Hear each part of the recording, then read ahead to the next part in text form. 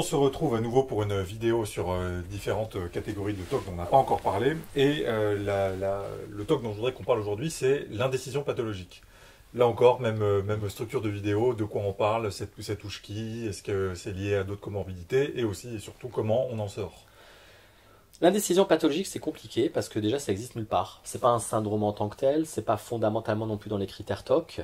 Tu as des patients qui ont des TOC, de lavage de main, de vérification de porte, qui ont en plus de l'indécision pathologique, et tu as des patients qui ne viennent que pour l'indécision pathologique. Ils n'ont que ça. Et ce qui est problématique, c'est que toute leur vie est construite là-dessus. Donc soit ils passent des heures à ruminer une décision, soit ils passent dans l'évitement complet. C'est qu'à la fin, c'est tellement douloureux de ruminer et de faire le cerveau qui a dit, bah non, c'est A, puis c'est B. Après, ils choisissent A. Dès qu'ils sont sûrs de A, le cerveau ressort que c'est B. Alors, ils choisissent B. Après, ah non, c'est A. Puis ils en font des crises. Et là, pour décrire ce que c'est contenu dans le nom, c'est la difficulté. L'incapacité à choisir. Ouais. Donc à la fin, ils téléphonent à plein de gens, ils font des tableaux, ils vont se renseigner, ils demandent aux autres de prendre des décisions à leur place, ou alors ils évitent purement et simplement toute prise de décision. Ils ne font rien. Ou alors ils s'y prennent au dernier moment pour être bloqués. Mais à nouveau, tu peux très bien avoir un patient qui va dire, voilà, je veux partir à Rome pour les vacances, on va prendre tel appartement, ils ouvrent 250 onglets dans Booking, ce qu'il ne faut déjà pas faire parce qu'ils vont après regarder chaque critère les uns après les autres, puis leur cerveau leur dit, oui, mais attends, t'as pas été voir sur pas TripAdvisor, mais l'autre là. Airbnb, donc ils vont sur Airbnb, puis ils vont aller voir aussi sur l'autre truc là, comment ça s'appelle, Le Bon Coin. Donc ils ont 3 sites ouverts, 100 onglets pour chacun, ils lisent tous les trucs, et notamment il y a cette peur d'être frustré et peur du mauvais choix. Il y a la peur de l'échec, la peur de la frustration, la peur du mauvais choix et la peur de regretter. Donc finalement, ils ne prennent pas l'appartement le plus pertinent, ils prennent l'appartement pour être sûr de ne pas regretter les autres. Donc ils vont devoir être sûrs que les autres, ils veulent vraiment totalement les éjecter. Sauf que bien évidemment, mais parfois il y a des trucs qui sont sympas. C'est que l'appartement il est un peu loin, mais il n'est pas trop cher. Et l'autre appartement, celui-là, il est cher, mais par contre il y a un jacuzzi. Et donc du coup, comme ils n'ont pas de critères clairs, ils n'ont pas de critères de décision, on a un appartement qui est cher en centre-ville, un appartement qui est loin mais pas trop cher, un appartement qui est moitié-moitié mais qui a un jacuzzi, un autre qui a 4 pièces. Et en fait, comme ils n'ont aucun critère de décision, bah en fait, ils n'arrivent pas à choisir. Donc à la fin, soit ils laissent quelqu'un d'autre décider, soit ils en prennent un. Et une fois qu'ils sont dans celui-ci, ils ne profitent pas. Leur cerveau va ruminer tous les autres en se disant, ouais, tu as choisi celui-ci après 40 heures de rumination, mais qui te dit que celui-ci que tu as viré, malgré les 40 heures de rumination, il n'aurait pas été génial. Et ils vont ruminer pendant leur séjour à Rome qu'ils auraient peut-être été mieux dans l'autre. Bien évidemment, s'ils avaient pris l'autre, ils auraient ruminé le premier. Parce que c'est de la rumination. Et le but, c'est de te refaire dans la tête toute la prise de décision que tu as déjà faite. Donc, soit tu rumines avant la décision, soit tu rumines après la décision, soit tu fais les deux. Et les patients, généralement, font les deux. Et est-ce que c'est vraiment Enfin, on reconnaît un peu moins bien, je trouve, la mécanique du TOC avec voilà, notre obsession, l'angoisse, le doute, les rituels. Là, il y en a, mais ça a l'air moins clair. Alors, tu as le doute. Tu as le doute, c'est que ton cerveau te dit qui te dit que cet autre choix n'est pas pertinent. Et il n'y a pas des preuves, il n'y a pas des faits. Il n'y a pas des choses où tu te dis, bah oui, très clairement, cet appartement est plus pertinent. Il y a un sous-entendu. Et souvent, soit c'est des éléments de la petite annonce où le patient va douter que ça soit génial, il ne te dit pas, c'est génial. Faudrait pas que ce soit génial. Ou alors encore mieux, faudrait pas que je regrette. Et ça, faudrait pas que je regrette, c'est super parce qu'il n'y a aucun élément factuel. Si tu dis, alors, je me rappelle d'une patiente comme ça, elle hésitait entre partir en Croatie avec une copine ou aller en Corse chez ses parents. Et elle me dit, la Croatie, j'ai jamais fait. Mais comme j'ai jamais fait, il faudrait pas que je sois déçu. Et la Corse, j'en ai un peu marre. En même temps, comme je connais, bah, finalement, c'est un peu une valeur sûre. Donc, soit je fais un truc que je connais déjà par cœur, qui est un peu routinier, soit je fais un nouveau truc au risque que ça soit génial ou décevant. Tu sais ce qu'elle a fait? Elle est restée à Paris. Elle a dit oui à aucun des deux. Et pendant qu'elle était à Paris, elle ruminait qu'elle aurait été mieux en Croatie ou en Corse. Mais elle serait partie en Corse, elle aurait ruminé à fond les ballons que la Croatie, ça aurait peut-être été génial. Et elle serait partie en Croatie, même si la Croatie c'est génial, elle aurait ruminé qu'elle aurait peut-être été plus relaxe encore chez ses parents. C'est parce que le cerveau ne veut pas que tu prennes une décision. Le cerveau s'arrange pour faire de la rumination. Et le doute, tu l'as, parce qu'il n'y a aucun système décisionnel. Donc c'est des patients qui vont aussi avoir beaucoup d'anxiété, de dépression à côté. Nous, ce qu'on fait en thérapie, c'est quoi? Déjà, petit 1, il faut de la psychoéducation. Tant que la personne aura l'impression que ce qu'elle fait est pertinent, tant qu'elle aura l'impression que son cerveau l'aide à avoir une grille de lecture pertinente, on ne pourra pas s'en sortir. Il faut quand même qu'on se méfie du cerveau. Petit 2, la notion que grâce à ce que je fais, j'éviterai les regrets. Mais qui aime avoir des regrets sur la planète Terre? Toi et moi, on n'est pas d'accord pour avoir des regrets. Sauf que quand on va acheter une paire de pompes dans un magasin, on ne se dit pas, ah, il ne faudrait pas que je regrette. On prend celle qui nous intéresse, en termes de couleur, en termes de confort du pied, puis en termes de prix. Mais quand tu as une autre paire de chaussures que tu aimes pas, ou que tu aimes moins, Par exemple, tu as trouvé cette paire de chaussures en 44. Une paire de chaussures, tu dois aller à un mariage. Mariage, tu vas pas porter des baskets. Donc tu vas trouver des chaussures en cuir, un peu stylées, à 100 balles, qui font du 46. Puis tu vois une paire de mocassins à gland, bleus, pas du tout appropriés pour un mariage. Ton cerveau te dit, ouais, mais elles sont quand même 20 € moins chères. Et là, ce qui est intéressant chez la personne qui souffre d'indécision pathologique, c'est qu'ils oublient complètement pourquoi ils sont venus dans le magasin. On est venu pour acheter une paire de chaussures en cuir pour un mariage. Oui, mais cette chaussure-là, elle pourrait être intéressante si par exemple tu vas au restaurant. Vous n'êtes pas venu pour acheter une paire de chaussures pour aller au restaurant. Vous êtes venu pour acheter une paire de chaussures de mariage. Oui, mais la couleur j'aime bien, puis elle est 20 € moins chère. C'est pas la raison pour laquelle vous êtes venu. Et le cerveau TOC adore perpétuellement te dire oui, mais tu pourrais en avoir besoin dans l'absolu, ou ça pourrait être réutilisable dans un autre endroit, ou même si elles ne te plaisent pas, elles sont quand même moins chères, et toujours des critères qui ne sont pas la raison pour laquelle tu es venu dans ce magasin. Tu vois? Ou un autre truc par exemple, c'est ben voilà, cette maison qu'on a en Bourgogne, est-ce qu'on la rénove et on y va plus souvent? Est-ce qu'on la revend telle quelle parce que les travaux c'est fatigant? Ou est-ce qu'on fait des travaux qui sont épuisants pour faire une plus-value? Les trois sont bons, très honnêtement. Moi, ce qui m'intéresse, là, tout de suite, maintenant, est-ce que vous avez envie d'aller dans cette maison de vacances? Non. Bah, alors, ça sert à rien de la rénover pour y aller.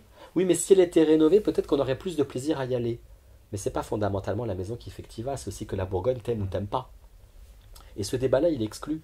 C'est si je fais rénover, peut-être que ça va provoquer une pulsion que j'ai envie d'y aller. C'est une supposition, c'est du doute, c'est de l'expectative, c'est pas factuel. Oui, mais si on fait rénover, peut-être qu'on sera content de faire une plus-value. Est-ce que vous avez l'énergie aujourd'hui de faire des allers-retours, de trouver des entreprises, d'inviter un architecte, d'avoir ce budget, de faire un prêt immobilier? Non, mais ce serait dommage que dans 10 ans, on regrette de ne pas avoir fait une plus-value. Sauf que là, tout de suite, tu n'as pas l'énergie. Donc, il n'y a jamais de réflexion par rapport à qu'est-ce qu'on sait et quel est mon niveau d'épuisement. Tu vois, par exemple, est-ce que je vais dans cette entreprise ou pas? Bah, est-ce qu'elle est bien payée? Oui, mais si je vais dans cette entreprise, il ne faudra pas que je sois viré, parce que dans mon ancienne entreprise, c'est vrai que je m'emmerde et que j'ai fait le tour de la question, mais moi j'ai un CDI. Mais qui a envie aujourd'hui de se retrouver au chômage? Qui a envie d'être éjecté après une période d'essai? Personne. Pourtant, si vous êtes malheureux dans votre métier, il faut aller dans un autre. Et comme ils veulent absolument bétonner le truc, ça ne fonctionne pas. Et on a Isabelle Falardeau qui est intéressante, qui est une psychologue canadienne. Alors elle ne travaille pas sur l'indécision pathologique des patients TOC, elle travaille sur l'indécision du commun des mortels. Elle dit quelque chose de très intéressant. Les anxieux ont du mal. Il y a des gens qui sont ambivalents. C'est que fondamentalement, ils n'ont pas envie de quitter l'état dans lequel ils sont. Il y a des patients qui te disent oui, ça c'est génial, mais ça va demander trop d'efforts. Il y a des patients qui veulent aussi comparer ce qui est similaire. C'est que tu prends des pots de petits pois. C'est quoi la marque des petits pois là? Je sais pas, Bonduel, ils en font pas. Bonduel ou Géant Vert, et c'est les mêmes pots, ils sont faits par une machine, donc c'est le même grammage. Et en fait, la personne qui a un cerveau TOC va vouloir différencier deux pots Bonduel de 400 grammes, identiques. Et comme ton cerveau, il est programmé, parce que c'est de l'hypercontrôle, on avait parlé du préfrontal, de la sérotonine, tu te rappelles? C'est les mêmes zones. J'imagine, il n'y a pas d'études sur la décision pathologique, mais j'imagine qu'ils ont le même fonctionnement. Ton cerveau veut discriminer à outrance. Et tant qu'il n'aura pas trouvé une micro-différence, il va rebooter, rebooter, rebooter, rebooter. Tu ne peux pas trouver ce qui n'existe pas. Et voilà pourquoi ton cerveau va mettre des heures et des heures et des heures et des heures à chercher. Parce que fondamentalement, le patient n'essaie pas de faire la différence entre ce qui est génial et ce qui est pourri, entre ce qui est super et ce qui est dangereux. Il essaie de discriminer des choses qui sont fondamentalement similaires. C'est-à-dire que tous les appartements à Rome qui ne sont pas intéressants, ils ont été éjectés. Il ne reste devant lui que les appartements qui sont fondamentalement similaires. Exemple, tu vas à la boulangerie, tu hésites entre un éclair au chocolat et un éclair au café. Si tu n'aimes pas le café, le débat il est clos, tu prends un éclair au chocolat. Oui, mais j'ai envie de prendre un éclair au chocolat, mais je me dis, il ne faudrait pas que pendant que je le mange, je sois en train de regretter de ne pas avoir pris un éclair au café. Ça, c'est fondamentalement purement du doute. Tu n'y es pas. Si tu manges cet éclair au chocolat que tu trouves dégueulasse, je peux comprendre que tu te dises, merde, j'aurais dû prendre l'éclair au café. Mais excuse-moi, tu vas pas en faire non plus une dépression. Tu prendras un putain d'éclair au café demain. Sauf que là, c'est vraiment la décision de maintenant va avoir une répercussion future. Et comme je ne veux pas de ce futur, je dois avoir une prise de décision parfaite, qui n'est pas construit sur le factuel, qui est purement hypothétique. Même dans 20 ans, il ne faut pas que je le regrette. Comment tu peux construire une réflexion en étant sûr que tu ne vas pas regretter dans 20 ans? C'est impossible. Les gens ne font pas ça.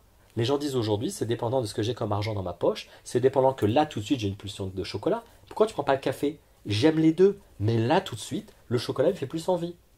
Mais comment tu fais pour savoir, puisque tu aimes les deux? Là, tout de suite, dans mon bide, même si j'aime les deux, aujourd'hui, c'est chocolat. Mais demain, dans 10 minutes, ça aurait pu être café. Alors les patients me disent toujours, donc en fait les gens ils font ça en balançant des dés comme ça, au hasard, on lance une pièce, elle tombe. Je dis oui, parce que nous sommes fondamentalement sur des choses qui ne sont pas graves et strictement similaires.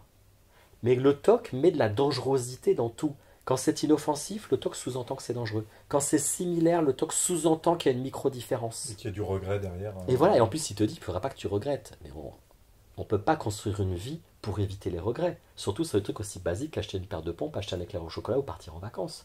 Il faut fondamentalement reconnaître que c'est avant tout un phénomène pathologique. Pour préciser, l'indécision pathologique, ça s'attache à toute le situation, y compris un truc aussi trivial que éclair au chocolat ou éclair au café. Bah tu me dis, toi par exemple, je sais pas, tu veux reprendre des cours de piano et tu vas regarder pendant une semaine, est-ce que tu prends un vrai piano, est-ce que tu prends un synthétiseur pour pas déranger les voisins avec un casque, est-ce que tu prends un piano avec un système silent pour couper le bruit, sauf que c'est sur des écarts entre 400 et 20 000 euros. Et puis après tu vas pinailler pour trouver un prof, alors ce prof il est comme ceci, mais il est comme cela, est-ce que je vais faire du jazz, est-ce que je vais faire du Beethoven? À la base tu voulais quoi? Bah je voulais reprendre du piano et puis c'est tout un petit peu. On va pas acheter un piano à 20 000 balles. Puis on s'en fout du prof, c'est juste pour réapprendre 2-3 petits morceaux de la lettre à Élise. Oui mais il faudrait pas que dans 5 ans, finalement ce soit devenu une vraie passion et je regrette d'avoir foutu en l'air 400 euros. Bah, les 400 euros tu vas les cramer chez Tribou de toute façon tu vois. Donc c'est ça, c'est que on peut pas prendre une décision sur 20 ans. Et donc conclusion, on revient toujours à la chose. Moi ce que je leur dis déjà, psychoéducation. Ouais. Votre TOC n'est pas un mécanisme de décision. Le TOC est en train de ruiner le processus de décision. Les gens qui ne fonctionnent pas comme vous n'ont pas du tout les mêmes grilles d'analyse. Là, aujourd'hui, j'ai bien envie de prendre des cours de piano. C'est-à-dire, j'aimerais jouer des petits morceaux classiques pas trop durs et pourquoi pas un petit peu de, je sais pas, Nina Simone. Ok. Et puis, j'ai pas envie de déranger les voisins, puis j'ai envie de mettre mon fric dans autre chose. Et prends un synthé à 400 balles avec un casque. Et le prof, à partir du moment où il sait m'expliquer, on a besoin de prendre un diplômé du plus grand conservatoire de Paris ou de New York, on s'en fout. C'est assez évident.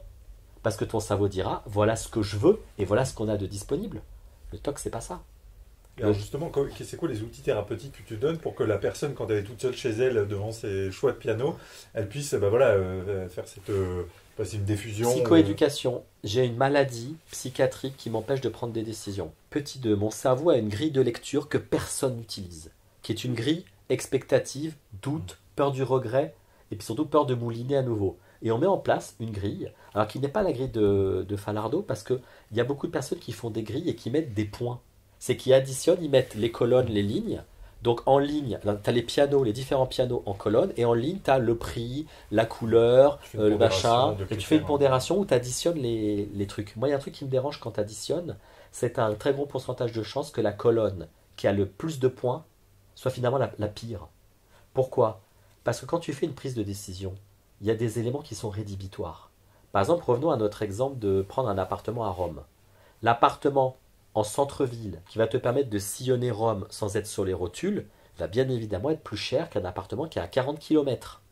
Est-ce que tu as envie de te taper 40 km en bus, en voiture ou en taxi tous les jours pour aller visiter Rome? Je pense pas. Donc ton critère c'est quoi? La commodité. C'est le premier. J'ai pas envie de me taper tous les jours trop de déplacements. Et après tu as le critère de l'argent.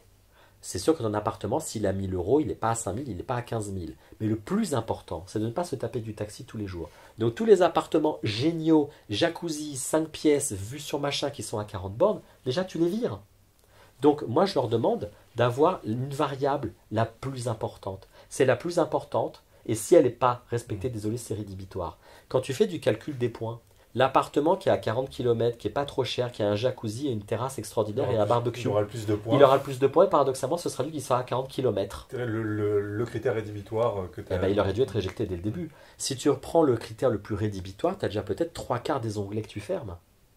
Et cette notion qu'il ne faudrait pas qu'on regrette, nous ce qu'on veut, c'est déjà faire une recherche qui ne prend pas 4 heures.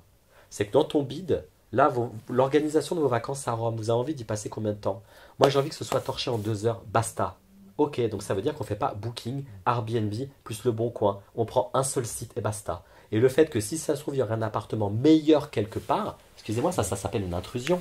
Parce que vous ne savez pas s'il existe cet appartement meilleur quelque part. Et quand vous serez dans votre appartement à Rome, et votre cerveau vous dira, tu vois, si tu avais pris l'autre, tu serais mieux. Dites, tiens, voilà mon TOC qui s'allume. Ne repartez pas dans tout le tableau Excel de raisonnement que vous aviez fait 3 semaines avant. Pour tenter quoi? D'apaiser votre cerveau en repartant dans un rituel de rationalisation. Faites du décalage, étiquetez que c'est votre maladie, mais ne refaites pas le tableau Excel. Donc moi, je leur demande de définir les variables les plus importantes, la plus importante, la secondaire et la troisième. Ce qui fait que je ne veux pas un système où toutes les variables sont horizontales, le prix, la distance, machin. Je veux qu'on ait un système vertical, la plus importante vers la moins importante. Tous les patients qui font de la décision pathologique ont un système comme ça. En thérapie, on revient sur un système comme ça. Et quand tu leur dis quelle est la variable rédhibitoire, tu as déjà 50% des onglets qui sautent. Et puis quand ils disent ouais, mais celle-là, elle est pas mal, désolé, par rapport à la variable rédhibitoire, c'est pas celle qui tombe en premier. Et après, tu as la deuxième variable qui est par exemple le prix. Bah, c'est sûr que si tu en as un qui respecte à mort la première case et qui est ultra cher dans la deuxième case, bah, tu prendras celui qui respecte la première et la deuxième. Mais c'est ce que nous faisons de manière générale. De manière normale. Parce que les personnes qui n'ont pas des décisions pathologiques ont de base des variables rédhibitoires et des variables prioritaires. Et on n'a pas la peur de regretter. Ce qu'on veut, c'est respecter la variable rédhibitoire. Le patient qui a un TOC n'a pas de variable rédhibitoire, il veut uniquement ne pas regretter. C'est pas un critère. C'est pas un critère palpable. Rédhibitoire, c'est palpable. Ne pas regretter, c'est de la supposition, c'est le futur. Conclusion, tu travailles avec de la brume, ça ne peut pas fonctionner. C'est bien faire la part des choses entre ce qui va t'emmerder dans ton séjour à Rome parce qu'il faudra faire 2 heures et ce qui relève du doute, qui amène tes regrets. Donc il faut faire attention à ça. Psychoéducation, se rappeler que la peur de regretter, tout le monde est d'accord avec ça, mais on ne fait pas une prise de décision par rapport au regret. On fait une prise de décision par rapport au factuel de distance, d'argent, d'utilisation. Voilà, parce que vraiment ce point est vital ou il n'est pas vital. Après, une fois que tu as viré tous ceux qui étaient rédhibitoires, il t'en reste 2 ou 3, bah, le Savotoc va vouloir départager les 3 qui restent. Mais les 3 qui restent, peut-être qu'ils sont juste complètement jumeaux en fait. Enfin, jumeaux ou autre chose, quand on a 3, je ne sais pas comment on dit. Mais ils sont strictement pareils. Et ça ne sert à rien de départager ce qui est strictement pareil. À la fin, tu t'en fous. Tu prends n'importe lequel. Et c'est terrible pour un cerveau TOC de prendre n'importe lequel.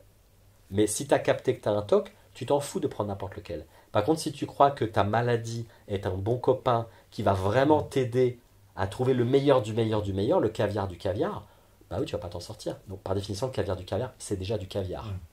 Mais les gens font pas ça. Les gens font ça uniquement pour ne pas ruminer.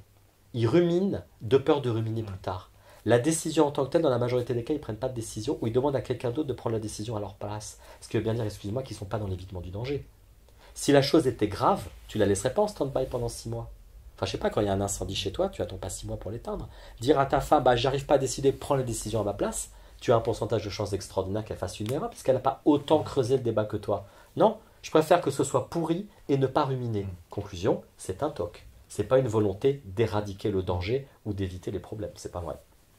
Très bien, merci, très clair là encore. Et on se retrouve juste après pour une nouvelle vidéo.